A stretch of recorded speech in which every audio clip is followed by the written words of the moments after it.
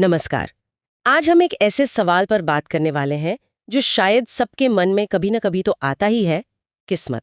हाँ, किस्मत, destiny, fate. क्या सब कुछ पहले से लिखा हुआ है या हम अपनी कहानी खुद लिखते हैं?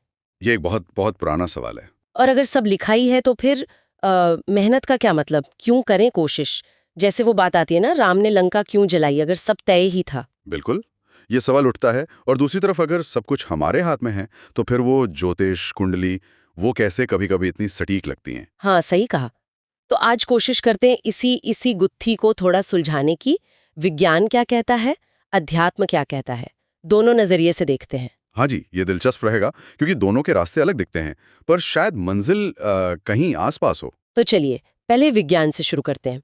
आजकल एक शब्द बहुत सुनने में आता है, न्यूरोप्लास्टिसिटी। हाँ, न्यूरोप्लास्टिसिटी। सुनने में थोड़ा भारी लगता है, पर इसका मतलब जहां तक मैं समझी हूँ ये है कि हमारा दिमाग फिक्स नहीं है, वो बदल सकता है। बिल्कुल सही।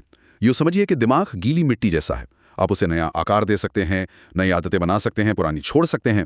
मतलब आपके अनुभव, आपकी सोच, आपके काम, वो सचमुच आपके दिमाग के कनेक्शन बदल सकते हैं। अच्छा, तो ये पैदाइशी चीज नहीं है कि बस जो मिल गया वही रहेगा। नहीं, बिल्कुल नहीं। और इससे भी एक कदम आगे है एपिजेनेटिक्स। एपिजेनेटिक्स। वो क्या है? एपिजेनेटिक्स कहता है कि आपका माहौल, आपकी जीवन शैली, यहाँ तक कि आपकी भावनाएं, वो आपकी डीएनए के काम करने के तरीके को बदल सकती हैं। अरे, मतलब डीएनए ही बदल जाता है? डीएनए नहीं बदलता, पर डीएनए कैसे काम करता है, कौन सा जीन कब ऑन होगा कब ऑफ होगा, उस पर असर पड़ता है। जैसे हार्डवेयर वही है, पर आप सॉफ्टवेयर अपडेट कर रहे हैं अपने रहन सहन से। वाह! तो साइंस तो कह रहा है कि भाई आप एक तय किस्मत के साथ नहीं जन्मे, आप एक ऐसे दिमाग के साथ जन्मे हैं जो खुद को बदल सकता है। बिल्कुल, science essentially says you are born with a brain that can rewire itself. आप अपने रास्ते बना सकते हैं। कमाल है। ये सुनकर तो काफी उम्मीद बनती है।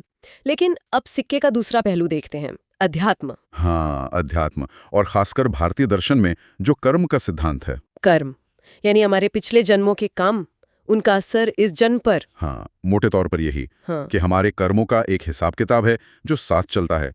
और इसी से जोड़कर भगवत गीता की वो बात आती है। जो होना है वो हो के रहेगा। हाँ, लेकिन इसका मतलब ये नहीं कि आप हाथ पर हाथ धरकर बैठ जाएं। कर्म सिद्धांत का एक पहलू ये भी है कि आपके आज के कर्म आपकी आने वाली किस्मत बना रहे हैं। अच्छा, तो ये दोनों बातें हैं, पुराना हिसाब भी है और नया खाता भी खुल रहा है। बिल्कुल, और ज्योतिष को भी इसी नजरिए से देखा जा सकता है।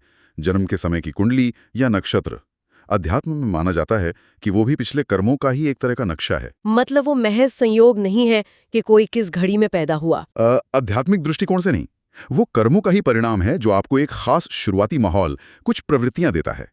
वेद भी यही कहते हैं कि तुम्हारे कर्म तुम्हारी किस्मत बनाते हैं और तुम्हारा जन्म समय भी उन्हीं कर्मों का नतीजा है। लेकिन फिर वही सवाल, जो होना है वो होके रहेगा। सुनकर तो लगता है कि कोशिश क्यों करें?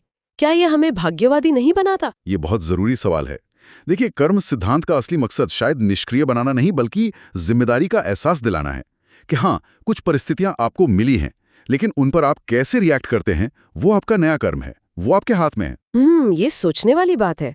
मतलब एक्शन लेने से नहीं रोकता ये सिद्धांत। बिल्कुल नहीं, बल्कि सही एक्शन लेने को प्रोत्साहित करता है। अच्छा, अब कुछ असल जिंदगी के उदाहरण देखें तो शायद ये बात और साफ हो। जैसे डॉक्टर एपीजे अब्दुल कलाम। हाँ, कलाम साहब। कहाँ एक गरीब परिवार, अखबार बेचना, और कहाँ देश के राष्ट्रपति बनना। हाँ, या गौतम बुद्ध, राजकुमार से साधु। स्टीव जॉब्स भी अडॉप्टेड थे, कॉलेज ड्रॉप आउट, और फिर दुनिया बदल दी। तो क्या ये सब सिर्फ किस्मत थी, या इनके चुनाव थे, या फिर वो विज्ञान वाली बात, इनके दिमाग ने न्यूरोप्लास्टिसिटी, नए रास्ते चुने, या माहौल, एपिजेनेटिक्स ने मदद की? शायद ये किस्मत बनाम चुनाव का सवाल ही अधूरा है।